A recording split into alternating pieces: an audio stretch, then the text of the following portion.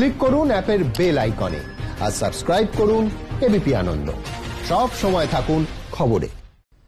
Corona স্বাস্থ্যবিধির সরকারি নির্দেশিকাকে বুড়ো আঙুল দেখিয়ে কোচিং সেন্টারে গা ঘেঁষাঘেঁষি করে পড়াশুনো পড়ুয়াদের। হাওড়ার ধুলাগড়ের বেসরকারি কেরিয়ার ইনস্টিটিউটে তালা ঝোলালো পুলিশ। গ্রেফতার প্রতিষ্ঠানের কর্ণধার সহ 5। করোনা আবহে এখনো বন্ধ রাজ্যের বিভিন্ন শিক্ষা প্রতিষ্ঠান। সরকারি তরফে স্কুল খোলা নিয়ে এখনো চূড়ান্ত কোনো সিদ্ধান্ত নেওয়া হয়নি।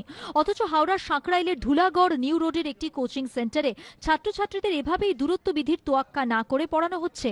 মুখে নিয়ম মানার কথা বললেও মাস্ক ছাড়াই ক্লাস করতে দেখা গেছে বহু পড়ুয়াকে। শুধু এই নয়, অভিযোগ করোনা সতর্কবিধি উপেক্ষা করেই শতাধিক ছাত্রছাত্রীদের কোচিং সেন্টারের হস্টেলেও রাখা হয়েছে। কে দায়িত্ব নেবে? কোনো প্রিন্সিপাল কোনো টিচার নিতে পারবে না। এর বেআইনি, এর শাস্তি হওয়া উচিত, মারাত্মকভাবে শাস্তি হওয়া উচিত। না না, জানতাম না। আমি তো এইটা এখন দেখে আমি রানিংয়ে যেতে যেতে দাঁড়িয়ে পড়লাম।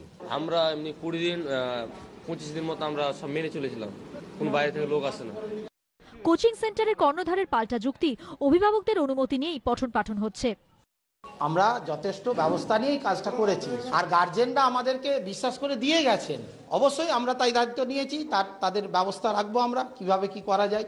এর ব্যাপারে আমরা কিছু জানি না, আইনসঙ্গত না।